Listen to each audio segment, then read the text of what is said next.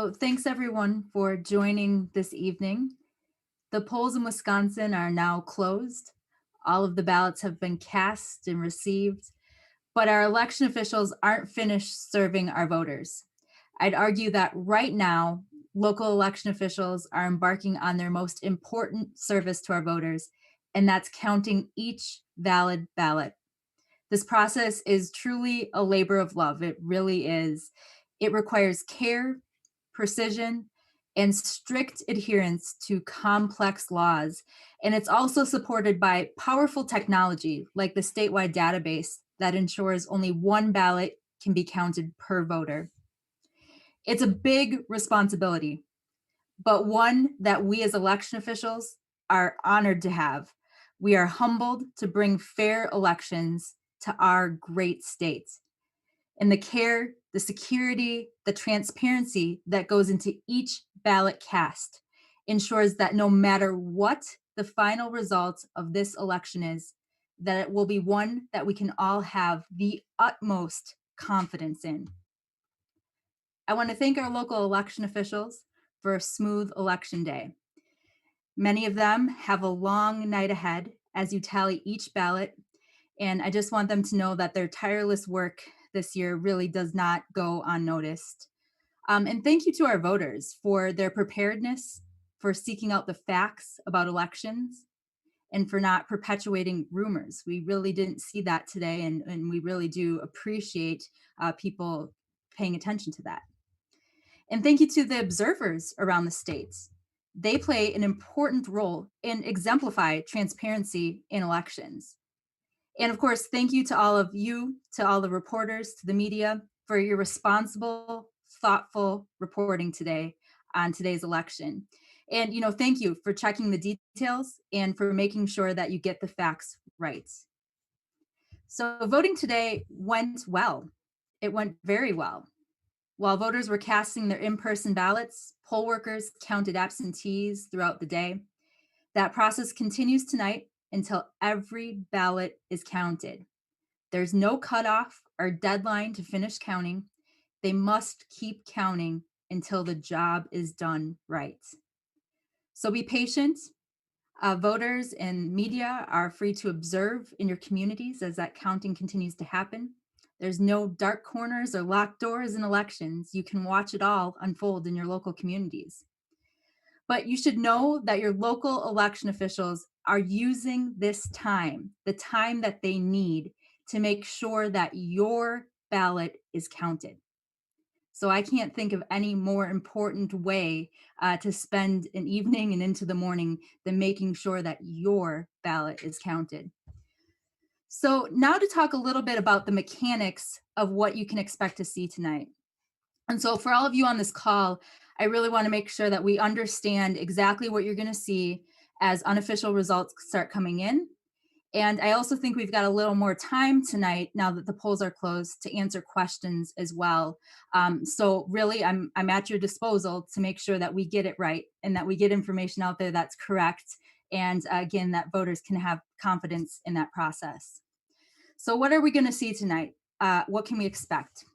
So unofficial results. Unofficial results are created tonight and they come in from each of the individual polling places in most locations.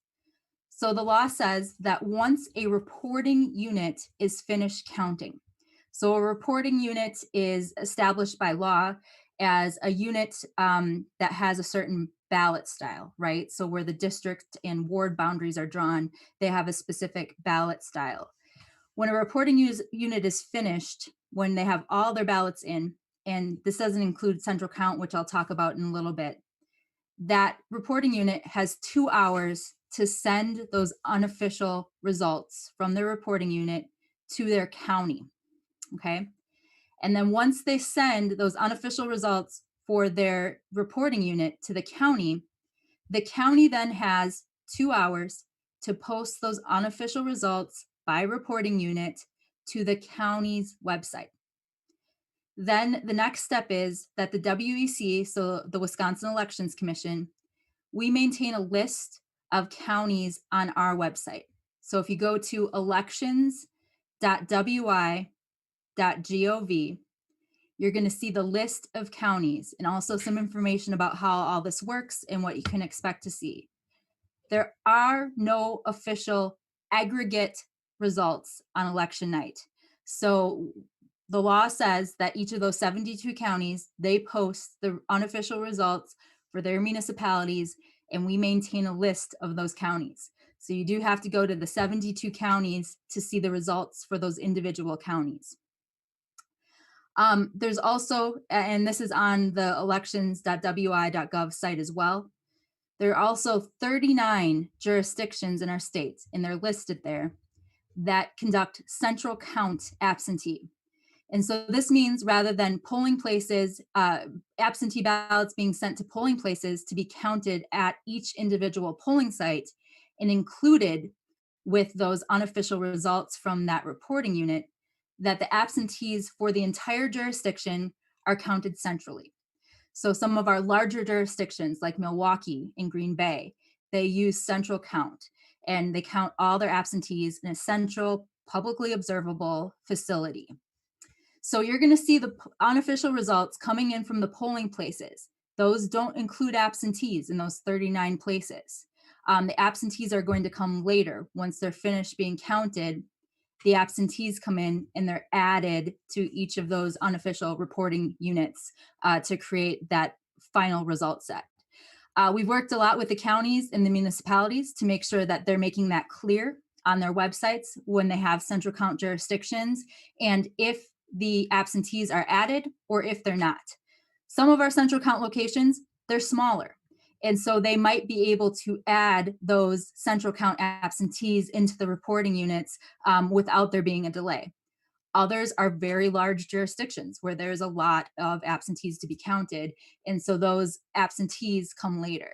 So I know it seems like a lot of words on 39 jurisdictions, but I just want to make sure that everybody understands that, because every election, there's confusion where voters think that the totals have changed for those reporting units, when in fact, that's how the process is designed.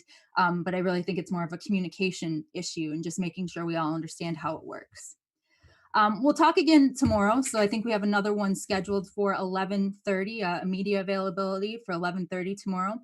And we can talk about the certification process. But I think that's probably enough for tonight to get everybody started as you're writing your stories and reporting out about today. And with that, I would turn it over to all of you for questions. First up is Mary Jo Ola. Hi, sorry, can you hear me? I can. Hi, great. Thanks so much for this call. Wanted to ask about something specific that we've been hearing in our area here in the Milwaukee region, Southeast region. Our stations received numerous complaints from voters and observers in Kenosha and West Dallas about voters who are allowed inside polling places wearing campaign hats, pins, and other clothing. I know last week you guys sent a news release reminding voters that wearing campaign clothing to the polls was considered electioneering and against the law. So tonight, being that we've heard these complaints, what's your message to voters whose complaints to election officials went unanswered? Well, I don't believe that anybody's concerns went unanswered. I don't think that that's a truth. Certainly, anytime that somebody is violating the electioneering laws that are established, there's action taken at that polling place. Sometimes the course of action, again, established by the chief inspector of that polling place, is to not create a disturbance, right? Sometimes there's voters that want to draw attention to the situation. And sometimes the best thing you can do to keep the orderly conduct of voting is to get that voter in, allow them to cast their ballot, and have them move on their way. And so I think our chief inspectors, they're in charge of their polling places, and their job is to make sure that voting is conducted fairly for everyone, and that there's not disruptions that cause any sort of disruption for the voting process. So I'm not aware of any disruptions to the voting process. And so I think that means that our chief inspectors have done a great job of making sure that those situations are resolved in the best way. The other thing to add about that is that the poll workers are not law enforcement officers. Electioneering is a crime, and if law enforcement would have to enforce that. So, next is Chris Hubbuck. Just wondering if we have turnout numbers tonight. And then secondly, earlier today, you had mentioned that there were no credible threats against any polling places. I just wondered if we can close the loop on that. Yeah, there continue to be no substantiated or any sort of threats against our polling places throughout today or into the evening as well. We continue to have regular meetings with our partners in law enforcement and the intelligence community, and we're not aware of any existing threats against any of our polling places or counting facilities. In terms of turnout numbers, no, I mean, again, there's no state aggregate of unofficial results tonight. So, I'm sure somebody will do the math and go into the 72 counties and start pulling together some of those unofficial turnout numbers. But they're still going to be unofficial until results are certified, which the statutory deadline is December 1st. So after December 1st, certainly, but tonight there's no official aggregate or turnout numbers. Thank you. I have a question from Alexa. Hey, Megan. Thanks for doing this. Do you have a sense of how many jurisdictions are expecting to count overnight through the night? And just to clarify, is that a state law that they're required or at least supposed to make every effort to keep counting until all ballots are counted, or is that a rule? Thanks for the question. It is a state law. The state law says that when tallying absentees, when tallying votes, I should say, it continues without adjournment. And so that is a state law to make every effort to do that. And I apologize. What was the second part of your question? Oh yeah, just if you have a sense of how many places are going to be counting through the night. Yeah. Make that happen. Thanks. I would start out by saying that it is in no way, shape, or form unusual for jurisdictions to still be counting into the morning. I cannot recall an election in my 9 years with elections where I have gone home before midnight or it hasn't been well into the next morning. And so I think every election, counting continues into the next morning. So I won't speak for some of our jurisdictions. I think it's best to get the information right from them. But I know some of the larger jurisdictions are predicting that they will be counting into the morning. I haven't heard from, a lot of smaller jurisdictions. One of the benefits, I think, of our decentralized system in Wisconsin, so, we do elections at the municipal level. Most states do it at the county level. And so that means that in some ways, the votes are distributed across a lot more municipalities. So we have a lot of small jurisdictions. And so the majority of our jurisdictions will probably be wrapping up shortly. But those large jurisdictions with all those ballots, they'll take the time they need to do the job right. And next is Felicia Bolton. Hey, Megan, it's Felicia Bolton with News Nation. Can you hear me? I can. All right. Thank you so much for doing this for us. We really appreciate it. I just had two questions to pair with you. When you say the count could go into the morning, do you think that could be around 4 a.m. or 7 a.m.? There were some talks about it being extremely late. And also, what was the key factors that led to such a smooth election day for Wisconsin? What kind of made the difference for you guys? Well, thank you for the questions. And, I can't speak for our local election officials, but I've heard predictions about, early morning. And again, I think it's best to come right from them, from some of our larger jurisdictions. But I haven't heard of any that are predicting, 7 o'clock. But I have heard some predictions around, as I'm sure you have too, around 3 or 4 this morning. So we'll see. Again, I think none of us will hold them to that, right? We want them to do the job right. So however long it takes for them to do the job, the really important job that they have in front of them, I'm sure they're exhausted. I'm exhausted and I don't, even have to, I don't have a job that's nearly as hard as theirs. And so, I'm sure that they want to get out of there, but they take their job so seriously that they're going to stay until each ballot is counted and each ballot is counted accurately. So, however long that takes is how long it takes.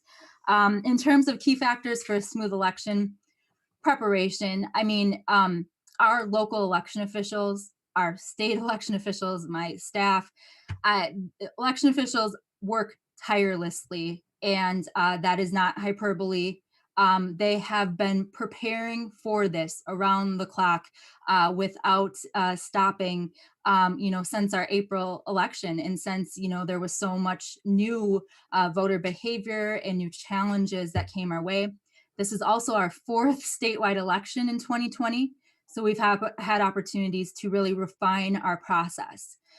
We have a really strong commitment in Wisconsin to voter usability, right? Taking a look at our process and making sure that if there's something that doesn't work or people don't understand, that we try to create ways for them to engage with the information that makes sense to them. So I think it's just the tireless preparations of our local election officials to get us to this day. It was not an accident that today went smoothly. It was incredibly intentional and due to their preparations.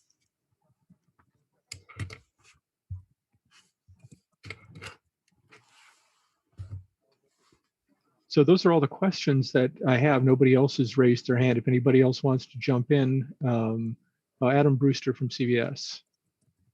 Hey, Megan, I had to miss the top. Were there any major updates as far as like top line numbers or anything that you provided there? I hate to be the guy who asked that, but just. No, it's okay. I really mean it when I want you all to ask your questions because I know you're writing the stories tonight and I want everybody to have the facts to get it right. I do not have any numbers, but I talked a lot about how those unofficial results are posted. So we don't have any state aggregate. That's just not a role that we have by state law. So we do post the links to the county websites where they post the unofficial results from each of the reporting units, but there's no statewide aggregate of turnout or anything like that until results are certified, which happens on December 1st. But I'm sure somebody will create an aggregate. Well, and what happens is the AP will have a number in the morning or whenever it is, and you take that number and you divide that by the voting age population to get the turnout number. So, Mary Jo Ola, did you have another question? Yeah, I just wanted to clarify or get an update if there is one. During the 5 o'clock, you'd mentioned that there were about 970 absentee ballots that were returned and marked as having some sort of deficiency. Is there any sort of update to that number tonight? Again, even probably when I gave that original number, it was probably a little stale, right? Because our local election officials are processing the ballots at the polls. So today is very different as things come in terms of how fast they get that into the statewide database. So we don't have a new number, but I expect by, well, maybe even tomorrow, but certainly in the next couple of days, as they do that data entry, that we'll have more information about that. But we don't see a whole lot of change, around election day in terms of the data being entered because they're busy elsewhere. Felicia, did you have another question? Or did I forget to lower your hand?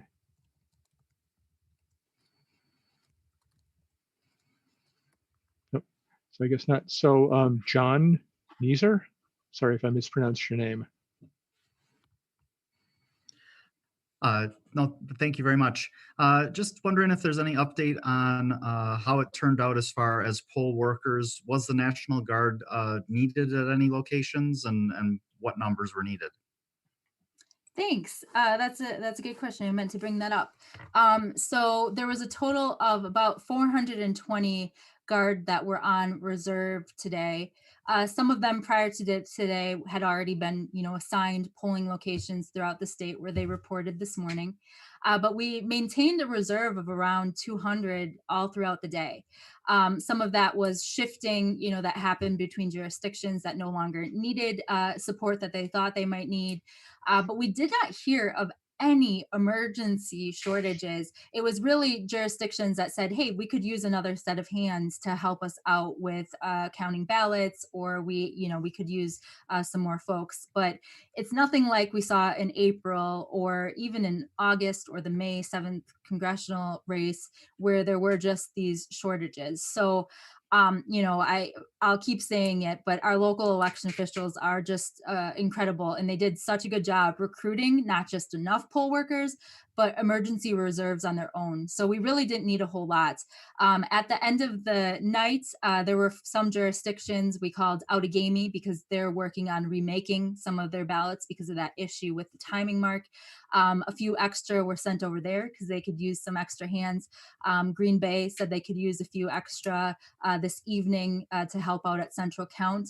But really, we maintained a pretty healthy reserve all day and did not see any critical or serious shortages.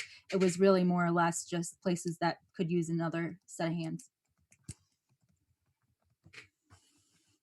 But we're Right. very grateful for their help. I mean, they've been phenomenal. It's a really cool organization to get to work with, because if there's a need or somebody does just need an extra set of hands, they are able to respond really quickly. And it was a really great experience, and we're very grateful for them and their service. Next is Patrick Marley. Thank you again for doing these. Are there any problems with shortages of ballots in any jurisdictions? And if so, where are they? And what do you do if you run out of ballots? What's the solution? Yeah, we did have a few small jurisdictions that earlier in the evening said that they were getting short on ballots. But what happens then is they call their county. Counties have the statutory responsibility of printing and distributing ballots, and so the counties work to get them more. So I didn't hear of any place that actually ran out. They let us know, and they let their county know as soon as they thought that they might start running out. And then from what was reported to us, the counties were able to get them the ballots they needed to close out the night. Thank you. I have a question from Fox 11. Hello, Megan. This is Bab Santos with Fox 11. Can you hear me? Hmm. Hi, I'm just wondering if you could expand a little bit about the Guard members sent to Central Count in Green Bay. How many, and how did they help there? Yeah, so that would have to be, I think, a better question specifically for them, because they're the ones assigning the roles. But usually what happens is that if we have a reserve member that's sent to a jurisdiction, they're going to use their seasoned poll workers for any of the more complicated roles. And then National Guard or less experienced poll workers might help with some of the supporting but very important roles, be it disinfecting surfaces or helping to, get materials to the right place. So they would better be able to answer that than I. But I believe we were able to send between somewhere around 15 additional service members to Green Bay Central Count to help them this afternoon and evening. Thank you. All right, anybody else? Excuse me, anybody else have questions? I'm not seeing any. All right. So as Megan mentioned, we'll see you at 11:30 tomorrow morning. If you're awake then, I will send out an invite with the link shortly. And if you have any other questions or other things pop up, the easiest way to get me through the night is by email. My email address